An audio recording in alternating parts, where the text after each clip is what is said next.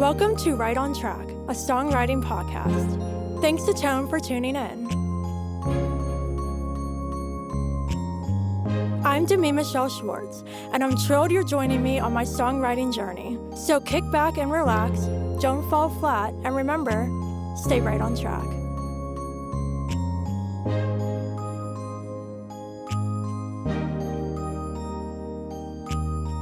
Hey everyone, welcome back to Right on Track. Joining me on the show today for a chat is RW Hellborn. Hi, how are you? Hello, I am doing well. How's it going? It's going great for me. I'm super excited to have you on the show. We have lots to chat about, but first, I would love for you to share with the listeners a little about yourself and your journey in music so far. Sure. So, where to start? Well, um, probably we'll start from the most recent. I had just released my first solo EP titled "Bad Times" this past June, which has been I've been very happy with the response it's been getting so far. So I'm excited to continue sharing that. I've been working as a musician for a little over 13 years, I would say now. Yeah. The previous band that I was in, Riverside Odds from Philadelphia, was active for about 11 years, from 2013 up until about 2025. And from that, I've been able to tour extensively across the country. I actually just came back from a little bit of time working over in Europe, where I got to play a few shows. Um, so that was pretty exciting. Yeah, like I say in my bio, I play rock and roll songs about rock and roll things. I've been happy to be able to share that with a lot of people around the country and some around the world now for quite a while. I might have said I'm outside of the Philadelphia area, so that's where I'm from. Um, for anyone familiar with that, I'm actually close to Allentown, Quakertown area for any local listeners out there. I'm from Pittsburgh, so Oh, okay. yeah. Pennsylvania native. We've got coast to coast of PA. Yeah, yeah. So I'm super curious, what was it like for you to go from having so much experience being in a band to doing this solo EP? It was definitely a change in most of all the writing process. When it was in the band, there was a lot of collaboration with all the other members of the band. So ideas would be brought to the table. We would things would change and everything would be kind of flesh themselves out in rehearsals. In the round, as we say it, but everybody's standing around in a circle, looking at each other playing. Um, and with these songs, I mean, most of them were all written. They were written all just by me. Now, in the production and process, some things change. Especially when you have the other players that I've got with me. Um, in this project, but it really was the writing process where a lot of these songs are they're always going to be a little more personal because things are just coming from my perspective, and with that, then trying to take something that's my perspective and then broaden it a little bit to be able to be sort of understood, or give the listener an idea, but something that they can kind of make their own. They can attach some of their own thoughts and ideas to it. So it's relatable, but still, these are all stories at the end of the day of somehow brought about by either a line or something that I heard someone say that sparked this one chorus, and then from there we build everything out. Whereas before it was much more collaborative, and songs took a lot longer to write. I feel like when it's in a band format. Yeah, no, for sure. And we're going to chat more about bad times in a bit. But I'm curious, when you were first getting into music and knew you wanted to be an artist, what drew you to the punk rock scene? It was a little bit of that rebellious nature, that the I don't want to say the anti-authoritarian part of it, but just that rebellious loudness. It was bold and in your face. I actually I came from I came from a heavy metal background first, into punk rock. Um, so back in high school, I had the long hair, and I was wearing Obituary and Cannibal Corpse T-shirts, and so I was deep into heavy metal, which actually kind of started it.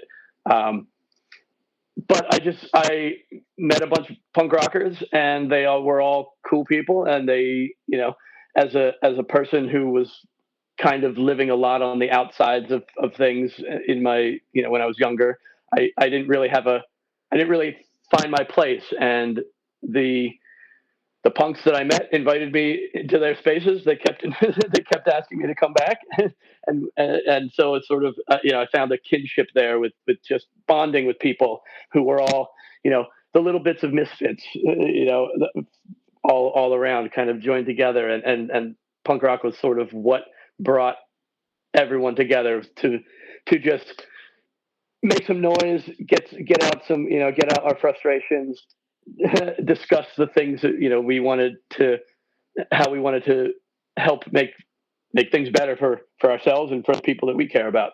Um, yeah, that's really where it started for me. Yeah, no, that's amazing. So, because you found that sense of belonging, was it easy for you to break into the scene as an artist and be in a band yourself, or was that still a challenge to find that form of a space in that section of the industry?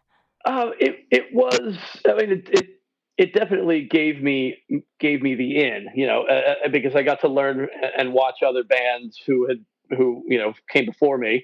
But I think for anyone getting into playing music and especially trying to do it as much as I'm doing it, uh, it's always going to be a challenge. But really, yeah, I guess to that point, that inclusion and finding a space where I was comfortable with people certainly helped, because it gave me a way to get out there and continue to meet other bands, and just pick their brains, because I mean it comes down to communication and being visible, and staying staying in contact with people, and making sure they they don't forget about you. Yeah, no, for sure. So, yeah, so you did mention touring, and that's something I also wanted to discuss with you. What are some of your favorite memories from touring for so long? And also, how do you make the most of touring experiences? Because I know that it can be, I personally haven't done a tour, but I'm sure that there are challenges that come along with, like mental health with it and just staying like making sure it's a good experience all around and not overwhelming and things like that. So, what are some of your favorite memories from tour and how do you make the best experience from that? Oh yeah, well there are quite a lot. Let me scroll back into the brain index. I would say, I mean, the very first tour that I was able to do was back in 2016, and it was a band from Germany called V8 Wankers. Who I'm still friends with those guys today. They're fantastic. And we were, so a little bit story time. We were asked to join that tour because they were supposed to tour with another band, and that band had to drop off at the last minute. Um, Last minute being like 2 weeks before the tour. It was we had very little turnaround time to get ready, but I think that was the experience of having an opportunity thrown at us, and everyone being willing to say, yeah, okay, well, let's take the next month off of work and get in the van and go. Just having that very first sense of, this opportunity has presented itself, and we are going to take it, because if we don't take it, someone else will. you know. So I mean, that the just the memory of getting accepted getting that first tour, hooked up, was just an excellent feeling. once we were on, on that tour, it was, I would say, very challenging, for a lot of reasons. As a band doing the first tour, we had both bands in one van, so it was 10 of us crammed into my my Ford Econoline that I bought a week before the tour in order to give us a vehicle to make the tour. So getting to meet so many people on that first run, driving across the country with five guys from another country that we just met, a day before, was pretty fascinating. There was, I think, one of the best memories of that tour was we had played a show in Reno, and and then we had a day off, and then we were going down to LA. So we decided at the end of the night, after the Reno show, we were going to take some shifts and drive through the night, and instead drive to San Francisco first. And because no one else had ever been to San Francisco, they wanted to see the Golden Gate Bridge, and since we had an extra day, we we decided, well, let's just hit the road and get there now, and we can see the sun, see the sunrise in San Francisco Bay.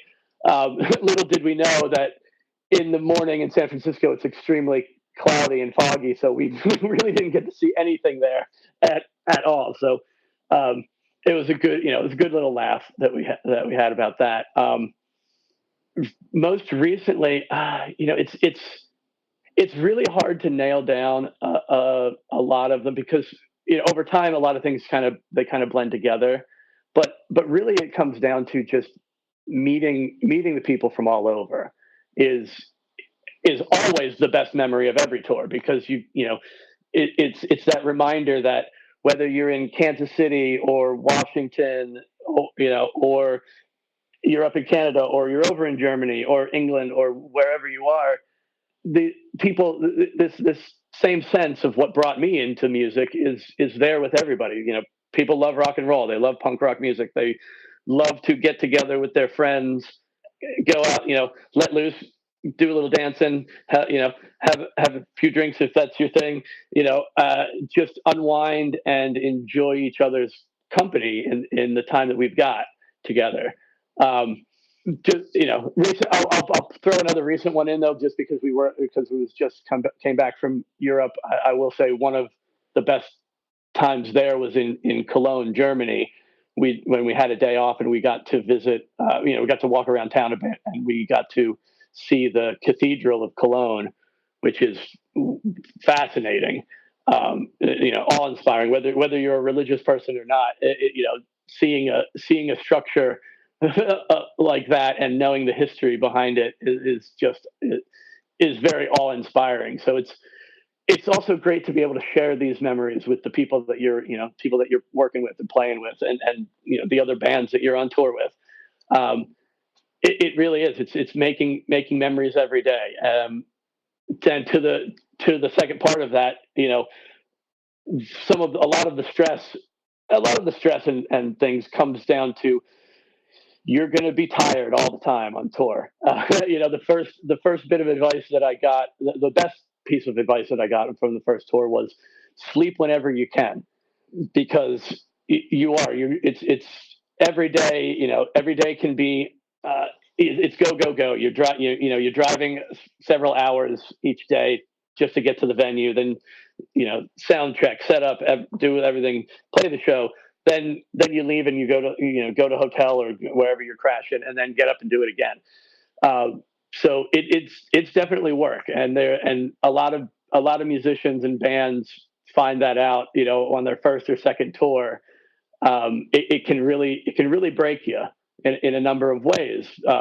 Because we all know how grumpy we are when you're tired, and you everything is just a little more frustrating. And when you've got five, six, however many people are in your crew and in the band, everybody's kind of stuck together in these little pods, it can you really have to get along with everybody, and you really have to take time to manage everyone needs to manage their emotional state to some degree, and make sure that you don't take any frustrations out on people that don't deserve it.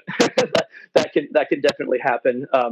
Especially once you're on the road for 3, 4, sometimes 6 weeks or more. It it can be very draining mentally. So yeah, giving yourself time to just center yourself, keep your mind clear of as many distractions as possible, and just be reminding yourself that, hey, you're doing something when you're on the road. You're doing something that 99.99% of bands really don't get to do. There's millions of bands out there, and they will all go. So many of them will go their entire lives without ever being able to tour for one reason or another. And there are so many reasons that'll stop a band from touring.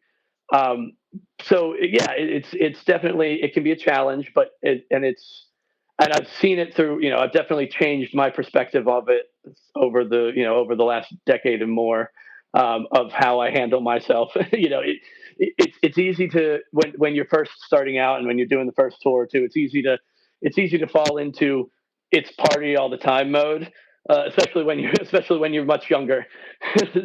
um, but and that can be fun, and as long as you're respectful, and nobody's taking advantage of anything, or getting out of hand and causing, you know there's a level of respect that everyone comes to find once you've done this for a while. That it's like, it is it is a part of the job, and you have to be responsible for the fact that you're there to do a job, and that is to perform for the audience, to give them a good show, and to support more positive outcomes, and messages, and make sure that no matter what you're doing, you try to lift people up in the process, and not tear people down. Yeah, amazing. All of that is so perfect. And on the sleep thing, when I'm tired, I'm cranky and you do not want to be around me. So I'd be the one like taking naps, whatever. Yeah. Oh yeah. Ah, now I would like to chat more about your EP. So can you share the inspiration behind the project? Sure. Well, the title track "Bad Times" is a reference to the WWE Hall of Fame induction speech from Scott Hall, otherwise known as Razor Ramon, the bad guy. I'm a huge wrestling fan. I've been a fan of professional wrestling since I was a kid. My dad, and I watched with my grandfather. I watched with my dad. He took me to events, before, and as an adult, I've been able to take my son to a lot of wrestling events as well. Um, and that was so. Razor Ramon was one of for those that may not be aware. He was one of the very first, at least in my generation, the really cool bad guy. Like, he was a bad guy. He fought all the good guys, but man, he was so cool. And he just had a swagger to him, and it was just like, it was just one of those, you hated him because he was a bad guy, so you wanted to see him get beat up, but you also wanted you kind of wanted to see him win too, because you knew how it just it felt good to be a little bad, in that sense. Like, you almost wanted to cheer for the bad guy because he was just too cool. Um, and in his Hall of Fame induction speech, the first time, the line that he says at the end of it is, hard work pays off, dreams do come true, bad times don't last, but bad guys do. And that line stuck with me, and it actually resurfaced during the pandemic, because he got inducted into the Hall of Fame a second time with the NWO group, that he was in. And so when they were doing that, they replayed the earlier ones, and everyone was talking about that. So it hit me again at a point in time where everything was really, really crazy. the times were pretty bad at that point, and to be reminded of that message, you know, it was just was the catalyst to all of the solo pieces songs. It just became a very personal mantra of mine as well, and so that song dates back to 2020. From the time of its first inception to its release was about 6 years, um, uh, and so that's the basis of that one.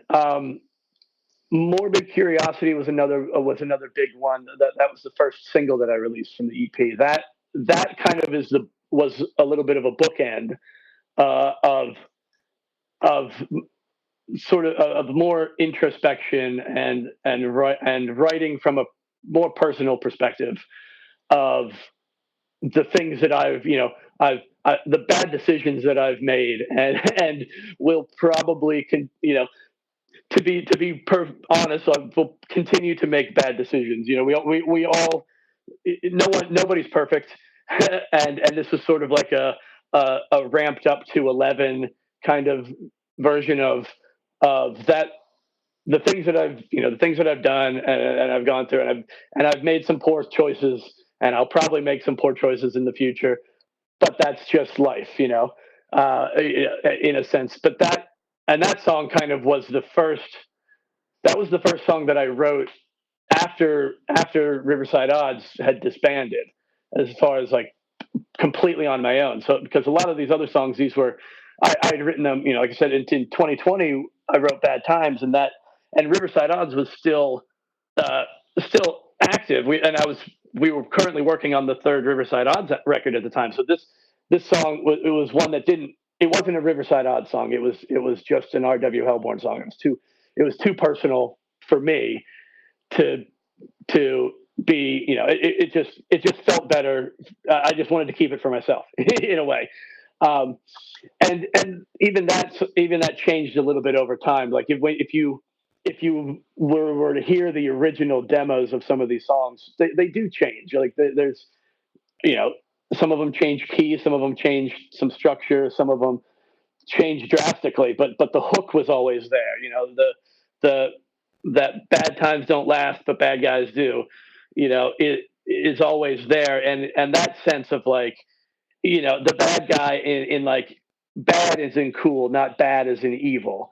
That's sort of the sense. You got to be bad. You got to be tough. You gotta tough it out. Through these bad times. Um, and then the other songs kind of came together. In a I can't even nail down exactly when some of them were, but I know "Rip It Off" is one of the songs. It's I think that's the fourth track. Um, that was a song where I had a riff, and this is a part where when you have the time scheduled, we had I had time available with Eddie Spaghetti, who produces my EP, and he also plays bass. Um, Eddie's from the Super Suckers, so for people that know. Um, when he had a window of opportunity in August for us to work on this, and I didn't really have that song. Didn't have It was just a riff. I didn't have anything. It wasn't about anything. It was just a simple punk rock Ramones riff, that I basically ripped it. I ripped the riffs off of Ramones riffs, and just I took a riff and I played it in the reverse order, or just blatantly, hey, this walk down is just completely ripped off from this other song. So I just called it rip it off, and with a day before we were recording, I still didn't have any lyrics, and I was like, I just got to make something up for this song, because this song doesn't have a meaning, and not every song has to have a deep meaning. It's just a song that fills the space, and it sounds cool, and it's not really about anything. It's just a ripoff. Not everything has to be serious and meaningful. Some things can just be fun, for the sake of being fun. Yeah, well, that's amazing. Congrats on the project, and I wish all the best for you with this one. Just to wrap Thank you. up, you're welcome. Just to wrap up, what advice do you have for any songwriters listening? Um, don't feel bad about putting a song down for years. You know, don't feel like you have to finish something immediately. You know, completely opposite to the rip it off song. But the fact is, you give yourself time for, if you have a riff, if you have something that you're not sure what to do with, just make a recording of it, and put it in a folder and come back to it in a couple months. The other thing I would say, but I would say definitely when it comes to writing lyrics, um, keep a notepad with you. I mean, everybody's got a notepad on your phone. Just constantly write down anytime you hear a funny line or something interesting, or just little moments of conversation with your friends whenever if you're doing something special, like write something down about it and just keep that little note. It doesn't have to be for anything yet, but I have a note, a file on my phone, that is just pages and pages of one liners, and some of them go back. I read back, and some of them go back probably 10 years. There's stuff that I jotted down, and it's like, oh yeah, I wrote this in 2005. Okay, well, this fits this song that I wrote in 2027, so let's use it. Yeah, you never know when some piece from your past can still form a good piece of your future. So always be writing down things all the time. Yeah, no, that's great. Well, thank you so much for joining me. Just to wrap up, can you share with everybody where they can connect with you online and listen to your music? Absolutely. You can find me on all the social medias at RW Hellborn 669. Uh, I've got the same handle everywhere, so it's always me. Uh, all of my music and Riverside Odds music is streaming on major streaming platforms: Spotify, Apple Music, Amazon, YouTube. Pretty much, you type in RW Hellborn in the search bar, you will find me easy. I, Amazing. Well, thank you for joining me. And listeners, that's a wrap on this chat with RW Hellborn. And of course, until next time, stay Stay right on right on track. track.